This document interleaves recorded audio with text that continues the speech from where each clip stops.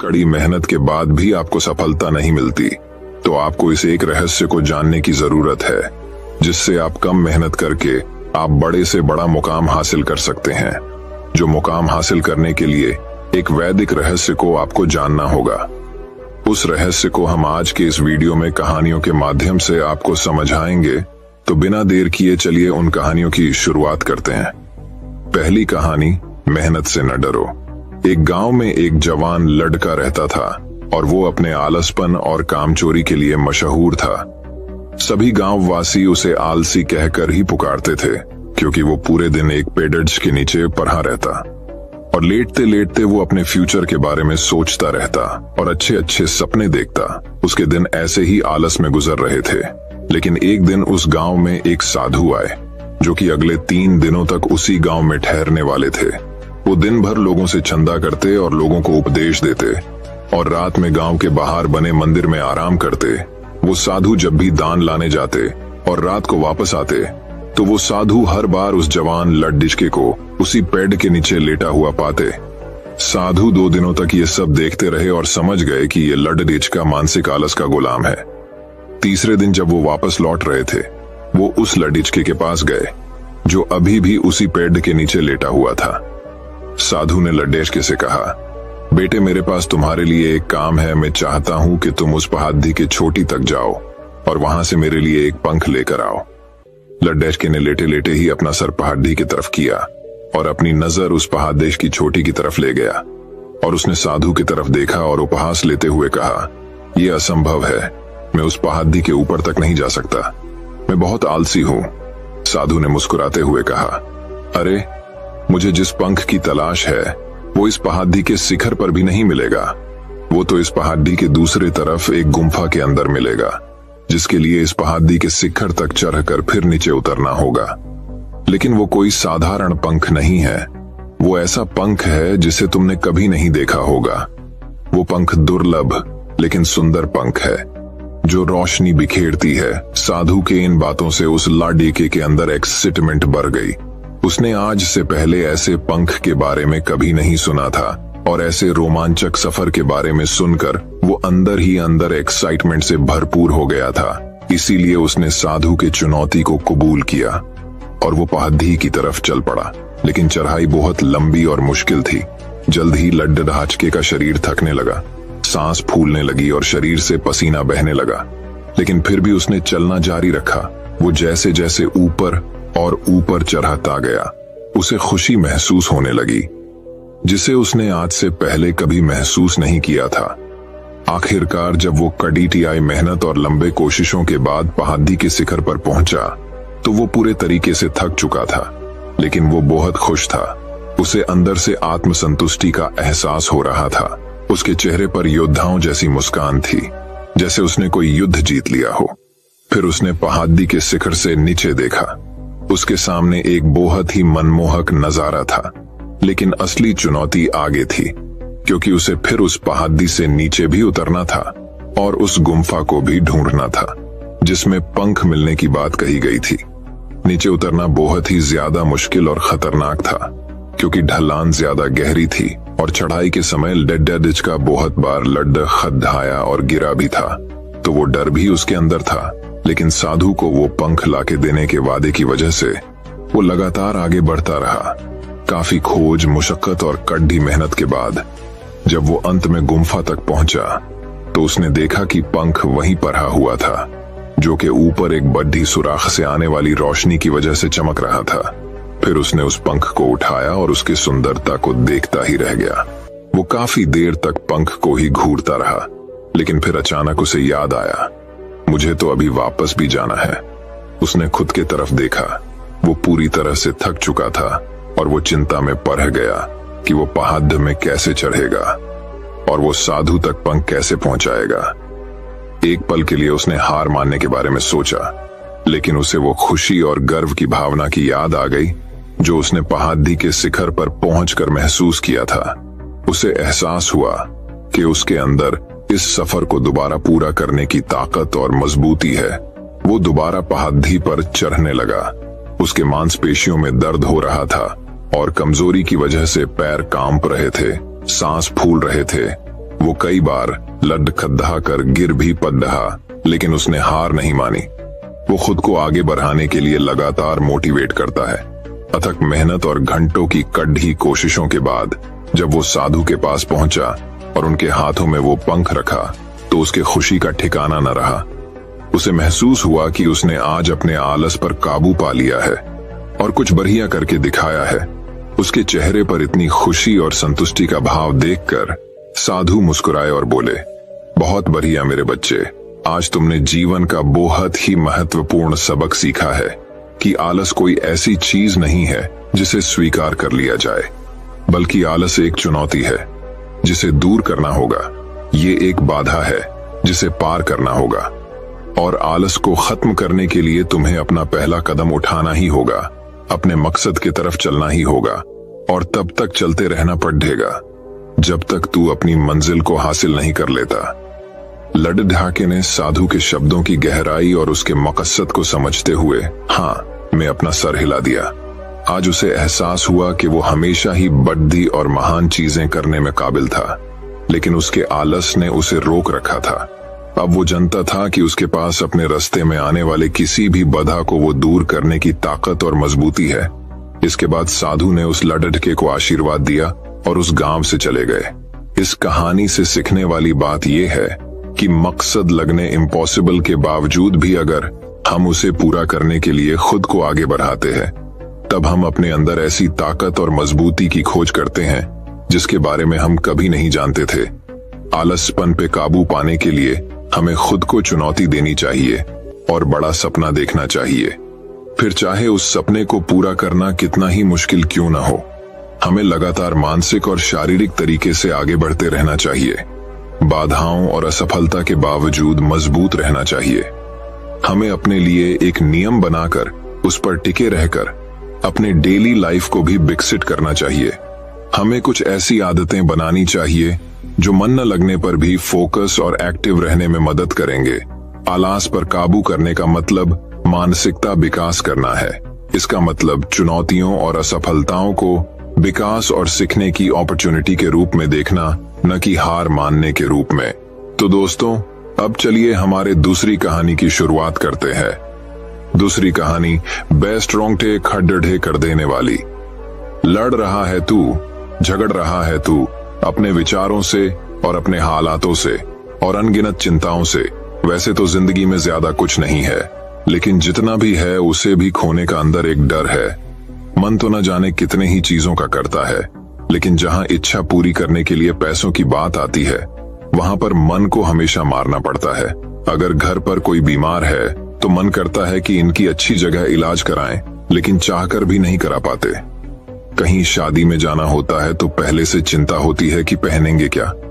अगर सेम कपड़े हर जगह पहनेंगे तो लोग क्या सोचेंगे। शर्म आती है उस समय, तकलीफ होती है। दिल में जब पापा को दिन भर काम करता हुआ देखते हैं, वह खुद की इच्छा दबा लेंगे, लेकिन वह अपने पूरी कोशिश करेंगे कि जब तक जिंदा है तब तक तुम्हारी पूरी ख्वाहिशों को पूरा करें। वह भले ही पूरे साल भर 80 रुपए के स्लीपर चप्पल पहन लेंगे, अगर टूट जाएगी तो टांके लगवा देंगे, लेकिन पूरी कोशिश करते हैं कि बचपन में तुम सही चप्पल पहनो। पूरी फैमिली के मन में चिंता होती है कि महीना खत्म होने वाला है, घर का किराया भी देना है, लड़की के लिए लड़का भी देखना है और लड़के के लिए लड़की देखनी है। और हमारे हिंदुस्तान में इंसान नहीं बल्कि उसकी हैसियत देखी जाती है। लोग आपसे पूछेंगे कि आप कितना कमा लेते हो, ताकि वह लोग ये डिसाइड कर पाए कि आपको कितनी इज्जत देनी है। महंगाई दिन ब दिन बढ़ रही है, लेकिन आपकी कमाई नहीं बढ़ पा रही। खर्च बढ़ रहे हैं, लेकिन आपकी आमदनी नहीं बढ़ पा रही है। सिर्फ अठन्नी है, लेकिन खर्च रूपों में हो रहे हैं। हालत दिन ब दिन बदतर होते जा रहे हैं। यही समझ नहीं आ रहा है कि करूं क्या, जिंदगी में क्या करूंगा, पता नहीं। क्या बनूंगा, यह भी पता नहीं। और क्या पता आपके माता पिता संघर्ष करते करते ही दुनिया को अलविदा कह दे। क्या पता आपका लाइफ पार्टनर ही आपको छोड़ दे क्योंकि आपका फ्यूचर सिक्योर नहीं है। क्या पता आपको इससे भी बुरे दिन देखना पड़े। माँ बाप ने उनके जिंदगी में थोड़े से पैसे कमाए, वह भी आपके ही एजुकेशन के लिए लगा दिए। बाहर आपको पढ़ने भेजो, इस विश्वास के साथ कि कुछ करेगा, ये कुछ तो बनेगा। हर परिवार में ऐसा कोई एक होता है जो परिवार के गरीब की रेखाओं को तोड़कर पूरे परिवार को अमीर बना देता है। आपकी माँ बाप आपको वैसा इंसान देखना चाहते हैं, लेकिन आपके अंदर ये डर है कि आप कुछ कर भी पाओगे या कुछ नहीं कर पाओगे। अपने माँ बाप की उम्मीद पर खड़ा उतर पाओगे या नहीं उतर पाओगे। आपकी उम्र हो रही है और फिर भी आप मुफ्त की रोटियां तोड़ रहे हो, और रोटियां तोड़ने में भी शर्म आ रही है।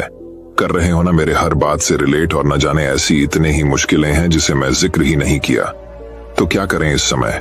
मुझे तो दुख उसे वक्त होता है जब इन हालातों में मैं लोगों को देखता हूं, लेकिन ऐसे हालातों में रहने के बावजूद भी लोगों का खून नहीं खोलता। आवारा की तरह घूमते रहते हैं दिन भर। क्या आपको पता है कि ऐसे लोग कभी अमीर क्यों नहीं बन पाते? ये बातें कैसी करते हैं कि कल मैंने पिलाई थी, आज तू पीला, आज पीने का बंदोबस्त मैं कर देता हूं लेकिन चिकन तू खिलाएगा। क्या आपने कभी ऐसे लोगों को यह बात करते हुए देखा है कि मेरा ये सपना है और मेरी ये ड्रीम है कि मैं इसको पूरा करना चाहता हूं, मैं एक बार साल में ये अचीव कर लूंगा और मैं ये कर रहा हूं, मैं वह कर रहा हूं? क्या आपने उनको कभी ऐसी बातें करते हुए देखा है? अगर उनके बात का लेवल ही ऐसा होगा और उनकी संगत ही ऐसी होगी तो ये आगे कैसे बढ़ेंगे? वह कभी भी अमीरी के बारे में और अपने सपने के बारे में, इन सब के बारे में बात ही नहीं करते। इसीलिए उनके पास कभी भी अमीरी आती ही नहीं है। तुम्हें हक नहीं है अपने हालात को दोस्त देने का, क्योंकि तुम 7 से 8 घंटे रोजाना फोन चला रहे हो। घर वालों की इज्जत ना करके तुम अपनी गर्लफ्रेंड पर दुनिया भर के सारे प्यार लुटा दे रहे हो। मैं तो कहता हूं कि तुम बहुत लकी हो अगर तुम एक गरीब परिवार में जन्म लिए हो, क्योंकि ऊपर वाला सिर्फ गरीब लोगों को ही अमीर बनने का मौका देता है। मैं शुक्रगुजार हूं अपने खुदा का जो मैं एक लोअर मिडिल क्लास फैमिली में पैदा हुआ हूं। मेरे पास खोने को कम और पाने को बहुत कुछ बाकी है। मेरे हालात बदलने के लिए खुदा ने मुझे 2 चीज दी थी, एक मेरा शरीर और दूसरा मेरा दिमाग, और ये दोनों ही चीज काफी हैं मेरी जिंदगी को बदलने के लिए। लेकिन मैंने अपने हालातों को नहीं दिया दोष। मैंने अपनी जिंदगी में सिर्फ बढ़ाया जोश, मेहनत हर दिन किया, संघर्ष हर दिन किया, और वह सारी चीजें देखी जो एक लोअर मिडिल क्लास वाला देखता है। मैं एक स्लीपर चप्पल को साल भर पहन लूंगा, लेकिन उधार लेकर एक नई चप्पल नहीं लेकर आऊंगा। और मन में एक उम्मीद थी और अटल विश्वास था कि मैं कर सकता हूं, मैं करूंगा और मैं करके ही रहूंगा। और अटल विश्वास की ताकत को दुनिया की कोई भी ताकत नहीं रोक सकती। पता करो वह चीजें जो तुम्हें आगे बढ़ने से रोक रहे हैं, उन सब चीजों को आज ही के आज अपनी जिंदगी से निकाल दो, खत्म कर दो। तू गम के अंधेरों में से बाहर निकल और कर्मों का तूफान पैदा कर, और मेहनत हर दिन कर, और संघर्ष हर दिन कर, और खुद पर विश्वास रख के मैं कर सकता हूं और मैं यह करूंगा। और अगर कर्म करने के बाद भी अगर कर्म का फल ना मिले तो सब्र रख। जिंदगी नीचे गिरा है तो फिर ऊपर उठ और परेशानियों को खींच के एक तमाचा मार और बोल उसे, तू मुझे कब तक रोकेगी? कब तक तुम मुझसे मेरा हक का छीनोगे? एक दिन ऐसा आएगा जब परेशानियों को तुम्हारे आगे झुकना होगा और हार मानना होगा। परेशानियां भी झुकता है, बस झुकाने वाला चाहिए। एक दिन दुनिया में तुम्हारा नाम का भी शोर होगा, एक दिन दुनिया में तुम्हारा भी डंका बजेगा, और एक दिन ऐसा भी आएगा कि तुम्हारा वक्त नहीं तुम्हारा दौर आएगा। तो दोस्तों, अब चलिए हमारी तीसरी कहानी की शुरुआत करते हैं। तीसरी कहानी। एक समय की बात है कि एक गांव में एक किसान रहता था जिसके पास एक गधा था, और वह गधा काफी बूढ़ा हो चुका था और वह अपने मालिक के लिए उतना काम नहीं कर पाता था। लेकिन वह गधा जंगल में घास खा रहा था, तभी वह एक बड़े से गड्ढे में गिर जाता है। वो जो गड्ढा बहुत बड़ा और गहरा था। उस गधे ने गड्ढे से निकलने की बहुत कोशिश की। वह लगातार जंप करता रहा, लेकिन वह गड्ढे से बाहर नहीं निकल पाया। गधा यह देखकर डर गया और जोर जोर से चिल्लाने लगा। फिर लगभग 1 घंटे के बाद उसे किसका पड़ोसी वहां से गुजर रहा था, तभी उसे गधे की जोर जोर से चिल्लाने की आवाज आई। पड़ोसी वहां से गुजर रहा था, तभी उसे गधे की जोर जोर से चिल्लाने की आवाज आई, और वो उस बड़े से गड्ढे के पास गया और उसके अंदर देखा। जैसी ही उसने उस गड्ढे में उस किसान के गधे को दिखा, तू तुरंत गांव गया और उस किसान को इस बारे में बताया। जैसे ही उस किसान को अपने गधे की बात पता चली, वह और उसके गांव वाले उसे गधे को बचाने के लिए उसे गड्ढे के पास पहुंचे। किसान ने गड्ढे के अंदर देखा तो उसको अपना गधा दिखा जो बेब्स था और अपने मालिक को देख रहा था। उस किसान ने और बाकी लोगों ने बहुत कोशिश की उस गधे को बाहर निकालने की, लेकिन कोई भी उसे बाहर नहीं निकाल पाया। उन सब लोगों ने हर तरीका अपना कर देख लिया, लेकिन वह गधा बाहर नहीं निकल पाया। यह देखकर वह किसान बहुत उदास हो गया। बहुत कोशिश करने के बाद भी वह सब मिलकर उस गधे को बाहर नहीं निकाल पाए। तभी उससे किसान ने सोचा कि यह गधा तो बहुत बूढ़ा हो गया है, और फिर किसान और बाकी लोगों ने उस गड्ढे को वहीं दफना कर देने का सोचा। सभी लोगों ने उस गड्ढे के अंदर मिट्टी डालना शुरू किया, और तभी वह गधा समझ गया कि मेरे साथ क्या हो रहा है। इस बात से वह बहुत उदास हो गया। वह पहले ही इतनी प्रॉब्लम में था और उसका मालिक उसे जिंदा दफनाना चाहता था। यह सोचकर वह जोर जोर से चिल्लाने लगा, लेकिन वह लोग उसे पर मिट्टी डालते रहे। थोड़ी देर मिट्टी डालने के बाद जब उस किसान ने उस गड्ढे में देखा तो वह देखकर हैरान हो गया। उसने देखा कि जब वह सारे लोग उस गड्ढे के ऊपर मिट्टी डाल रहे थे तो वो गधा अपनी पीठ को शेक हिला कर रहा था और मिट्टी को नीचे गिराकर उस पर खड़ा हो जा रहा था। और थोड़ी देर के बाद वह सारे लोग हैरान हो जाते हैं, क्योंकि वह गधा ऐसा करते करते उसे गड्ढे के बहुत ऊपर आ गया था, और तभी वह गड्ढे से जंप लगाकर बाहर आ जाता है। अगर हम अपनी लाइफ में झांक कर देखें तो हमें पता चलेगा कि हम अपनी जिंदगी में कई बाधाओं का सामना करते हैं, और तब हमें यह समझ नहीं आता है कि अब हमें क्या करना चाहिए।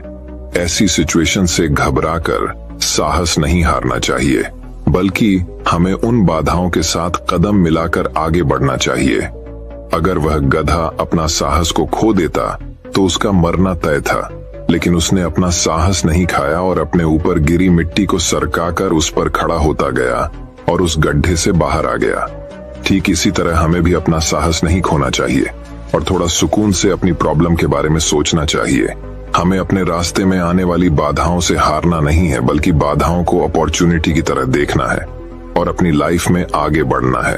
तो दोस्तों, अब चलिए हमारे चौथी कहानी की शुरुआत करते हैं।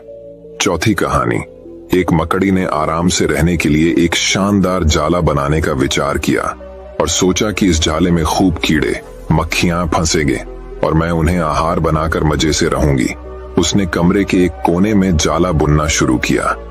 तभी अचानक उसकी नजर बिल्ली पर पड़ी, जो उसे देखकर हंस रही थी। मकड़ी को गुस्सा आ गया, लेकिन बिल्ली बोली, हंसूं नहीं तो क्या करूं? यहाँ मक्खियां नहीं है, यहाँ कौन आएगा तेरे जाले में? बात मकड़ी के गले उतर गई। उसने अच्छी सलाह के लिए बिल्ली को धन्यवाद दिया और जाला अधूरा छोड़कर दूसरी जगह तलाश करने लगी। उसने खिड़की में जाला बुनना शुरू किया। तभी एक चिड़िया आई और मकड़ी का मजाक उड़ाते हुए बोली, अरे मकद्दी, तू भी कितनी बेवकूफ है। अरे यहाँ तो खिड़की से तेज हवा आती है, तू तो अपने जाले के साथ ही उड़ा डाच जाएगी। मकड़ी को चिड़िया की बात ठीक लगी और वह वहां भी जाला अधूरा बना छोड़कर सोचने लगी, अब कहाँ नाला बनाया जाए।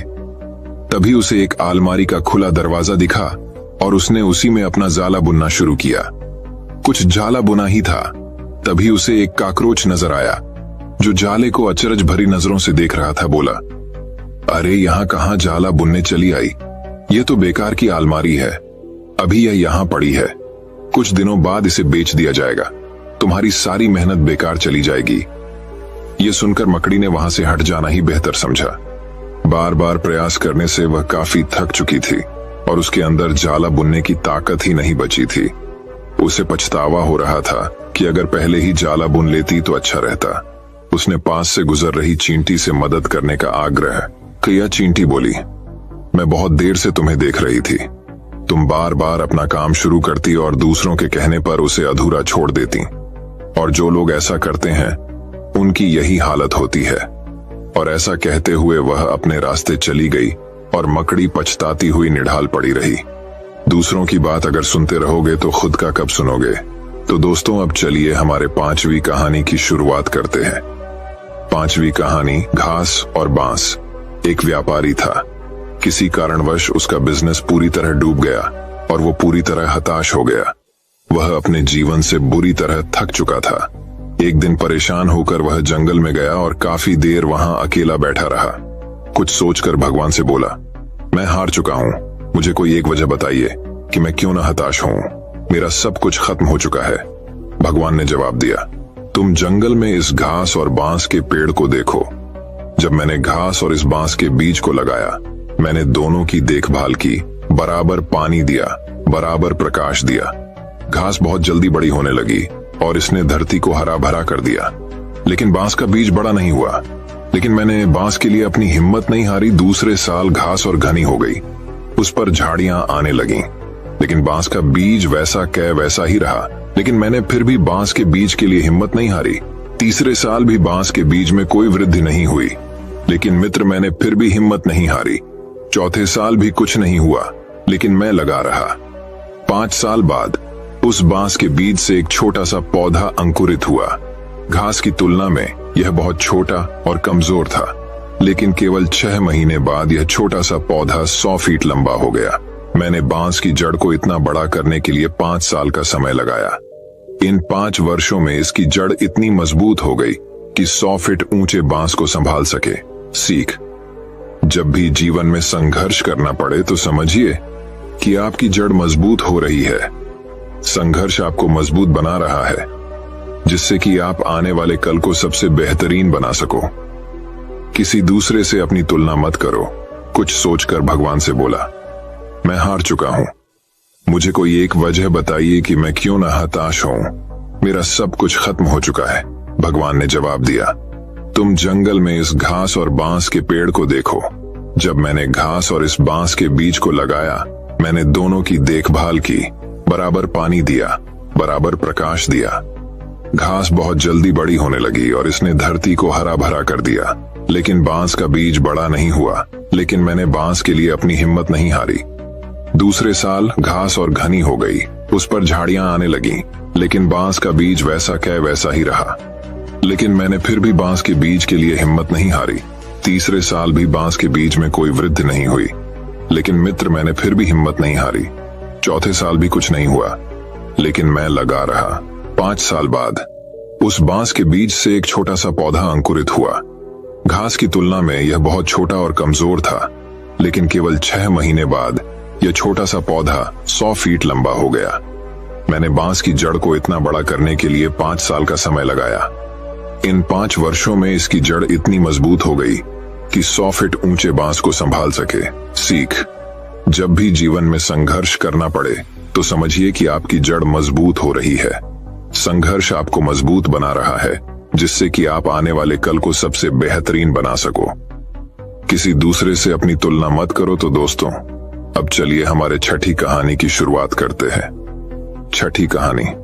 दोस्तों, बात बहुत समय पहले की है। एक गांव में एक अमीर जमींदार रहता था। उसे अपने पैसों पर बड़ा घमंड था। जितने अधिक पैसे उसके पास थे, उतना ही वह कंजूस भी था। अपने खेतों में काम करने वाले किसानों से वह खूब काम करवाता, मगर पगार कौड़ी भर भी न देता। मजबूर गरीब किसान मन मारकर उसके खेत में काम करते। उसी गांव में रामू नामक एक किसान रहता था। उसके पास थोड़ी सी जमीन थी। उसी में खेती बाड़ी कर वह अपना और अपने परिवार का गुजारा चलाता था। रामू बड़ा मेहनती था। वह दिन भर अपने खेत में काम करता और अपनी मेहनत के दम पर इतनी फसल प्राप्त कर लेता कि अपने परिवार के लिए 2 वक्त की रोटी जुटा सके। गांव के बाकी किसानों के पास रामू के मुकाबले अधिक जमीनें थीं। वे रामू की मेहनत देखकर हैरान होते कि कैसे इतनी सी जमीन में वह इतनी फसल उगा लेता है। एक साल गांव में भयंकर सूखा पड़ा। बिना बारिश के खेत खलिहान सूखने लगे। गरीब किसानों के पास सिंचाई की कोई व्यवस्था न थी। वे सिंचाई के लिए बारिश पर ही निर्भर थे, इसलिए उनकी सारी फसल बर्बाद हो गई। रामू के साथ भी यही हुआ। अपने छोटे से खेत में वह किसी तरह अपने परिवार का पालन पोषण कर रहा था। अब उनके सामने भूखे मरने की नौबत आ गई। मजबूरी के कारण वह गांव के जमींदार के पास कर्ज मांगने गया। जमींदार कंजूस तो था। उसने सोचा कि यदि उसने रामू को पैसे दिए तो ये लौटा तो पाएगा नहीं, इसलिए इसे अपने खेत में काम पर लगा लेता हूं। मेहनती तो ये है ही और मजबूर भी। कम पैसों में दुगुनी मेहनत करवाऊंगा। उसने रामू से कहा, देख रामू, मैं तुझे कर्ज तो दे नहीं सकता, लेकिन तेरी इतनी मदद कर सकता हूं कि तुझे अपने खेत में काम पर रख लूं। तुझे महीने के 1000 रुपए दे दिया करूंगा, पर मालिक दूसरे किसान तो 2000 पाते हैं। रामू बोला, करना है तो कर। वरना मेरे पास किसानों की कमी नहीं। जमींदार बोला। मजबूर रामू क्या करता, हामी भरकर घर लौट आया। अगले दिन से जमींदार के खेत में काम करने लगा। मेहनती तो वह था ही, वह खूब मेहनत और लगन से काम करता। उसने 4 महीने का काम 2 महीने में ही कर दिया। ये देख जमींदार बहुत खुश हुआ, लेकिन इसके मन में मक्कारी जाग उठी। उसने सोचा कि 4 महीने का काम तो इसने 2 ही महीने में कर दिया, क्यों ना इसे निकाल दूं, इससे मेरे 2 महीने के पैसे बच जाएंगे। उसने रामू को बुलाया और उसके 2 महीने के पैसे देकर कहा, रामू यह ले तेरे पैसे, कल से मत आना, अब मुझे तेरी जरूरत नहीं। ये सुनकर रामू परेशान हो गया। बड़ी मुश्किल से उसका घर चल रहा था, अब अपने परिवार का भरण पोषण कैसे करेगा। वह जमींदार के सामने गिड़गिड़ाने लगा कि उसे काम से न निकाले, लेकिन जमींदार ने उसकी एक न सुनी और उसे काम से निकाल दिया। रामू आंखों में आंसू लेकर घर लौटा। चिंता से रात भर उसे नींद नहीं आई। सुबह उठकर उसने फैसला किया कि वह फिर से जमींदार के पास जाएगा और उससे विनती करेगा कि उसे वापस काम पर रख ले। वह जमींदार के घर के सामने जाकर बैठ गया। सुबह उठकर जाट जमींदार अपने घर से बाहर निकला तो रामू को घर के सामने बैठा हुआ देखा। उसने रामू से पूछा, क्या हुआ रामू, क्यों आया है? रामू जमींदार की पैरों पर गिर पड़ा और गिड़गिड़ाते हुए बोला, मुझ पर दया कीजिए मालिक, मुझे काम पर रख लीजिए, मेरा परिवार भूखा मर जाएगा। जमींदार ने उसकी एक न सुनी और उसे धक्के मार के वहां से निकाल दिया। रामू उस समय तो वहां से चला गया, लेकिन अगली सुबह फिर सेठ के घर के सामने जाकर बैठ गया। जमींदार ने उसे फिर बुरा भला कहकर भगा दिया। अब से रोज यही क्रम चलने लगा। रामू रोज जमींदार के घर के सामने जाकर बैठ जाता और जमींदार उसे भगा देता। पूरे गांव में इस बात की चर्चा होने लगी। सब जमींदार को भला बुरा कहने लगे। तंग आकर जमींदार ने सोचा कि क्यों ना कुछ दिन परिवार सहित दूसरे गांव चला जाऊं। मुझे घर पर ना देखकर रामू यहां आना बंद कर देगा।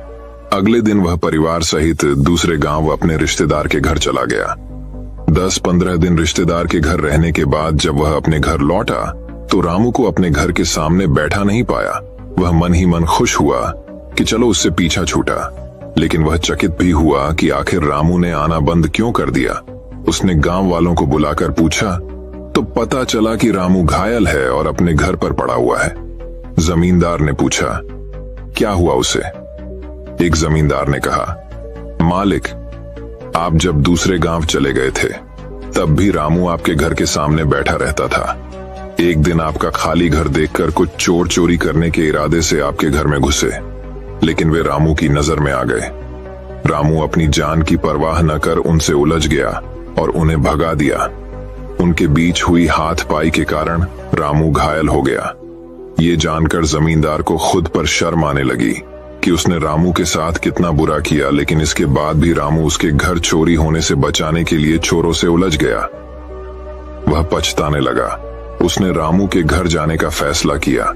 वह रामू के घर पहुंचा तो देखा कि रामू बड़ी दयनीय अवस्था में चारपाई पर पड़ा हुआ है।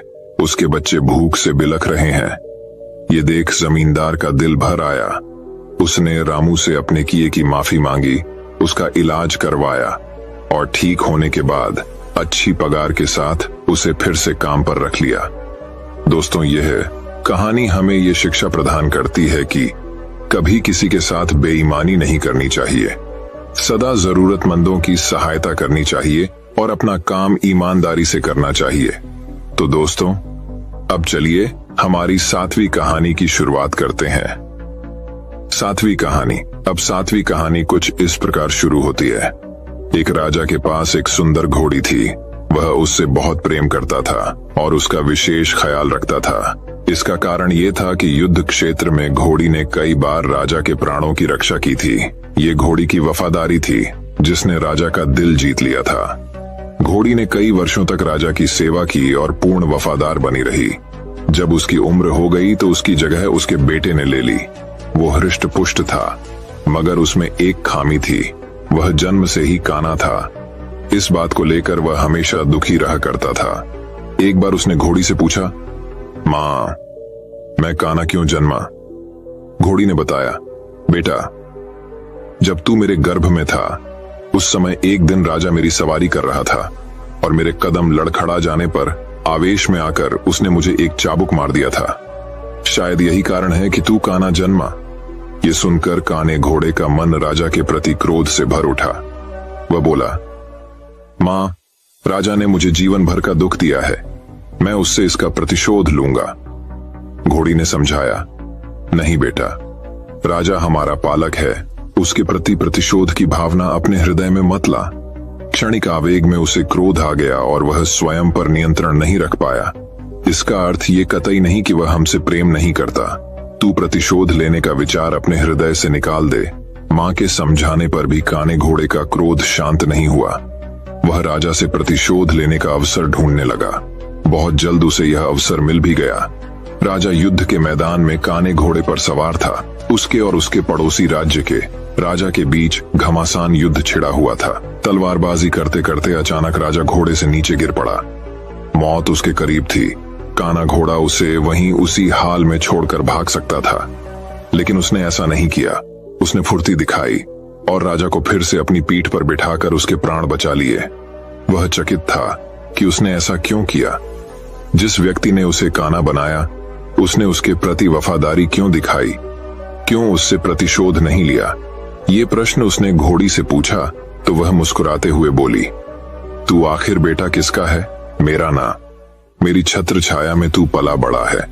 जो संस्कार मैंने तुझे दिए हैं वे तेरी रग रग में रच बस गए हैं। उन संस्कारों के विपरीत तू जा ही नहीं सकता। वफादारी तेरे खून में है बेटा, तू वफादार ही रहेगा। दोस्तों, यह कहानी हमें यह शिक्षा प्रदान करती है कि दोस्तों, संस्कारों का आचरण पर बड़ा गहरा प्रभाव पड़ता है। जिन संस्कारों के साए में बच्चे का पालन पोषण होता है, वे उसके अवचेतन में गहरे तक समाहित हो जाते हैं। ऐसे में अपने संस्कारों के विपरीत वह जा ही नहीं सकता। संस्कारों का सबसे बड़ा आधार परिवार है, जहां से संस्कारों की नींव पड़ती है। हर माता पिता की जिम्मेदारी है कि वे अपने परिवार को अच्छे संस्कारों की नींव दें। अच्छे संस्कार के परिवार का व्यक्ति संस्कारी बनेगा और अपने कर्मों से समाज में सदा सम्मान पाएगा। तो दोस्तों, अब चलिए हमारे 8वीं कहानी की शुरुआत करते हैं। 8वीं कहानी दोस्तों बात बहुत समय पहले की है। बहुत समय पहले की बात है। एक राज्य में एक राजा रहता था।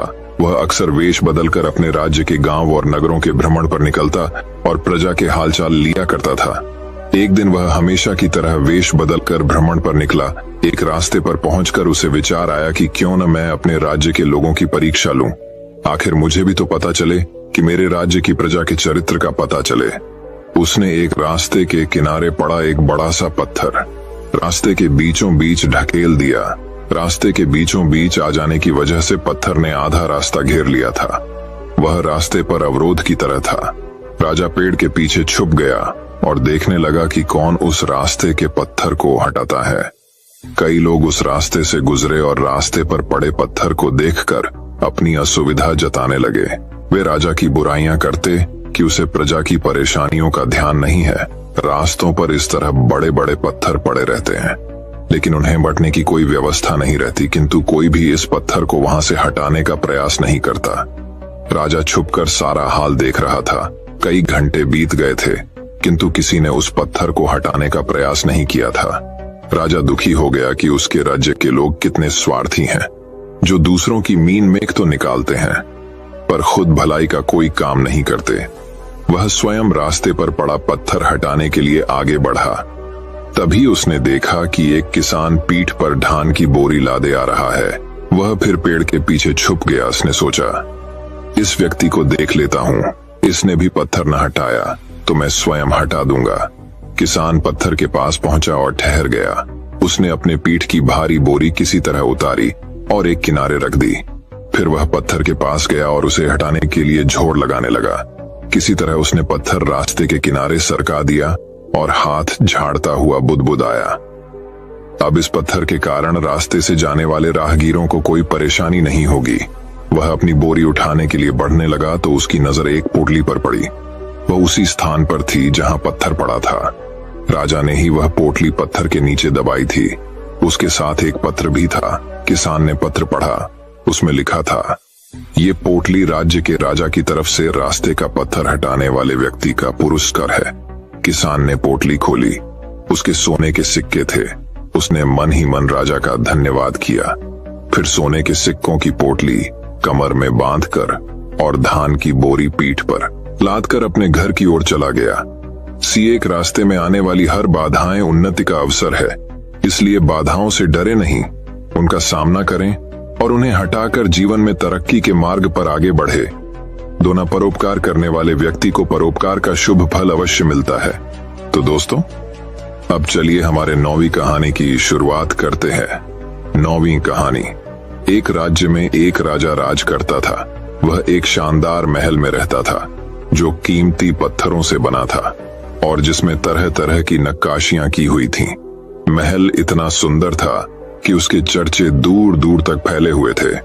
उसके महल के मुकाबले का महल आसपास के किसी भी राज्य के राजा के पास नहीं था। जो भी राजा का महल देखता उसकी प्रशंसा के पुल बांध देता। अपने महल की प्रशंसा सुनकर राजा फूला नहीं समाता। धीरे धीरे उसमें घमंड घर कर गया। जो भी उसके महल में आता वह अपेक्षा करता कि उसके महल की प्रशंसा करे। यदि कोई उसके महल की प्रशंसा नहीं करता तो उसे बुरा लग जाता था। एक बार एक साधु उसके दरबार में या साधु से शास्त्र ज्ञान लेने के बाद राजा ने उससे कहा, गुरुवर, आज की रात आप यहीं ठहरे, मैं आपके रुकने की व्यवस्था करवाता हूं। साधु ने स्वीकृति देते हुए उत्तर दिया, राजन, इस सराय में मैं अवश्य ठहरूंगा। अपने महल को सराय कहे जाने पर राजा के अहंकार को चोट लगी। वह आग बबूला होकर बोला, गुरुवर, आप इस महल को सराय कह इसका अपमान कर रहे हैं। ऐसा महल दूर दूर तक ढूंढने पर भी आपको नहीं मिलेगा। यहाँ ठहरना आपका सौभाग्य होगा, अन्यथा दर दर भटकने वाले साधु के भाग्य में तो एक टूटी फूटी कुटिया भी नहीं होती। कृपया आप अपने शब्द वापस लीजिए। साधु मुस्कुराते हुए बोला, राजन, जो सत्य है मैंने वही कहा, भी मैं अपने शब्द वापस नहीं लूंगा। ये मेरी दृष्टि में एक सराय ही है। यदि ऐसा है तो सिद्ध करके दिखाइए। राजा ने साधु को चुनौती दी। ठीक है, मेरे एक प्रश्न का उत्तर दो, साधु ने कहा। पूछिए, आपसे पहले ये महल किसका था? मेरे पिताश्री का, उसके पहले उनके पिताश्री अर्थात मेरे दादाश्री का, उसके पहले उनके पिताश्री। इस महल का इतिहास बहुत पुराना है, राजा ने बताया। साधु ने कहा, आपकी बात ही सिद्ध करती है राजन कि ये महल एक सराय है जिसमें आपकी पीढ़ियां रहती आ रही हैं। आपके दादाश्री भी रहे, उसके बाद आपके पिताश्री, फिर उन्हें इसे छोड़कर जाना पड़ा। ठीक वैसे ही जैसे सराय में कुछ दिन रहने के बाद उसे छोड़कर जाना पड़ता है, आप भी एक दिन इस सराय को छोड़कर चले जाएंगे, तो फिर इसका इतना घमंड क्यों? साधु की बात सुनकर राजा बहुत प्रभावित हुआ। उसकी आंखों पर पड़ा घमंड का पर्दा उठ गया। वह हाथ जोड़कर साधु से बोला, गुरुवर, आपने आज सत्य से मेरा सामना करवाया। अब तब मैं अपने अहम में डूबा हुआ था, मुझे क्षमा कर दें। साधु ने राजा की क्षमा किया और उस रात महल में रुककर अगले दिन वहां से प्रस्थान कर लिया। सीख, ये दुनिया एक सराय की तरह है जहां लोग आते हैं और कुछ दिन रहने के बाद चले जाते हैं। यहां से आप कुछ भी लेकर नहीं जाएंगे, लेकिन यदि आप कुछ देकर गए तो सदा इस दुनिया में आपका नाम अमर रहेगा। इसीलिए अच्छे कर्म कीजिए, लोगों की सेवा कीजिए और इस दुनिया को बेहतर बनाने में अपना योगदान दीजिए। तो दोस्तों, अब चलिए हमारे 10वीं कहानी की शुरुआत करते हैं। 10वीं कहानी। एक राज्य में जय सिंह नामक बुद्धिमान राजा राज करता था। वह इतना बुद्धिमान था कि किसी भी समस्या का तुरंत निराकरण कर देता था। उसके चर्चे दूर दूर तक के राज्यों तक फैले हुए थे। कई पड़ोसी राज उसकी बुद्धिमानी से ईर्ष्या करते थे और उसे नीचा दिखाने के प्रयोजन से उसकी बुद्धि की परीक्षा के लिए तरह तरह के पैंतरे आजमाते थे। एक बार एक पड़ोसी राजा की पुत्री राजकुमारी चंद्रकला के कानों में राजा जयसिंह की बुद्धिमानी के चर्चे पड़े। उसने भी उसकी परीक्षा लेने की ठान ली। उसने अपने एक दूत के हाथों 2 फूल राजा जयसिंह के पास भिजवाए और साथ ही एक पत्र भी। राजा जयसिंह ने पत्र पढ़ा। पत्र में लिखा था, महाराज, आपकी बुद्धिमानी के चर्चे बहुत सुने होगी। आप वाकई बुद्धिमान हैं, तो मेरे द्वारा भिजवाए 2 फूलों में से असली और नकली फूल को पहचानिए। ध्यान रहे, आप उन्हें छू नहीं सकते। राजा ने देखा कि दोनों फूल बिल्कुल एक जैसे हैं, उनमें कोई भिन्नता नहीं। कुछ देर विचार करने के बाद राजा ने अपने एक सेवक को महल की खिड़कियां खोलने का आदेश दिया। सेवक ने खिड़कियां खोल दी। महल की कई खिड़कियां शाही बाग की तरफ खुलती थीं। कुछ देर में कुछ मधुमक्खियां महल में प्रविष्ट हुईं। पड़ोसी राज्य के दूत के हाथों के 2 फूलों में से एक फूल पर वे मंडराने लगी। राजा जय सिंह समझ गए कि वही असली फूल हैं। उन्होंने उस फूल की तरफ संकेत करके कहा कि वही असली फूल है। राजा का उत्तर सही था। दरबार में राजा की बुद्धिमानी की प्रशंसा होने लगी। दूर ने वापस जाकर राजकुमारी चंद्रकला को राजा जय सिंह के उत्तर के बारे में बताया। राजकुमारी भी उनकी बुद्धिमान पर प्रसन्न हुई और अपने पिता से कहकर उनसे विवाह करने की इच्छा प्रकट की। कुछ ही दिनों में राजा जय सिंह और राजकुमारी चंद्रकला का विवाह हो गया और वे लोग सुख से जीवन व्यतीत करने लगे। सीख बुद्धिमानी हर प्रश्न का हल और हर समस्या का निराकरण है।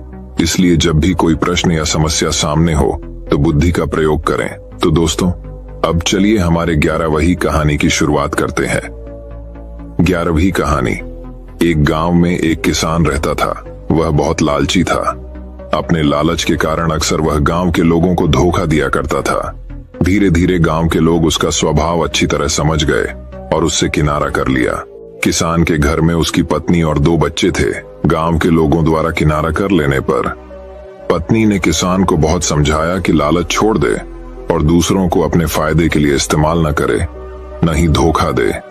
लेकिन किसान नहीं माना। तंग आकर किसान की पत्नी बच्चों सहित अपने मायके चली गई। किसान घर पर अकेला रह गया। खेत के काम के साथ ही घर के काम की जिम्मेदारी भी उसके सिर पर आ गई। वह अब भी रोज खेत में जाता और काम करता, लेकिन काम के दोहरे बोझ के कारण उसका काम प्रभावित होने लगा।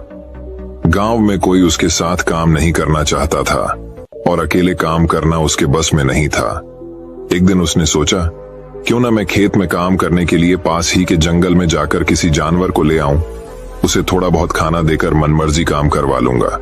अगले दिन वह जंगल गया और एक भालू को अपने खेत में काम करने का प्रस्ताव दिया। भालू ने पूछा कि इसके बदले वह उसे क्या देगा।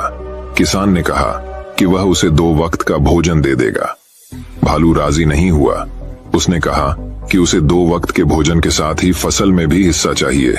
किसान ने सोचा कि अभी इसकी बात मान जाता हूँ, बाद में कोई ऐसी तरकीब निकाल लूंगा कि इसे फसल में कोई हिस्सा न देना पड़े। उसने हामी भर दी। भालू उसके साथ खेत में चला आया। अगले दिन किसान ने भालू से कहा कि मैं इस बार जो फसल उगाऊंगा उसका आधा आधा हिस्सा दोनों आपस में बांट लेंगे। ऊपर का हिस्सा तुम ले लेना, मैं नीचे का हिस्सा ले लूंगा। भालू मान गया। किसान ने खेत में आलू उगाए। भालू दिन रात खेत में काम करता रहा। जब फसल हुई तो किसान ने जड़ में लगे सारे आलू ले लिए और भालू को ऊपर की पत्तियां दे दी। भालू समझ गया कि किसान ने उसे मूर्ख बनाया है। वह नाराज होकर जंगल जाने लगा।